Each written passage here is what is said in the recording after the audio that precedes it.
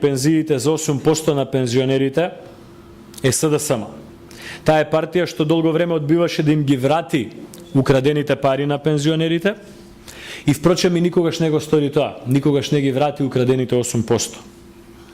Тоа го стори владата на ВМРО-ДПМН. Денес истата таа партија со неколку небитни административни предлози се обидува да остави впечаток дека води сметка за пензионерите. Тоа не е така, бидејќи само пред неколку дена пратеници и функционери на СДСМ во собранието и надвор од него предлагаа намалување на пензиите.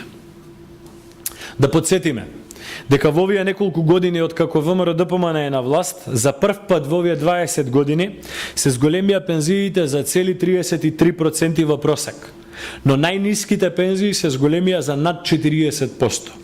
Дополнително потврдуваме дека стоиме за ветувањето, дека до крајот на оваа година повторно ќе обезбедиме средства за повторно зголемување на пензиите во Република Македонија. Нешто што СДСМ никогаш не успеа да го направи. Покрај тоа, владата предводена од ВМРО-ДПМН спроведува и многу други мерки што се однесуваат на пензионерите.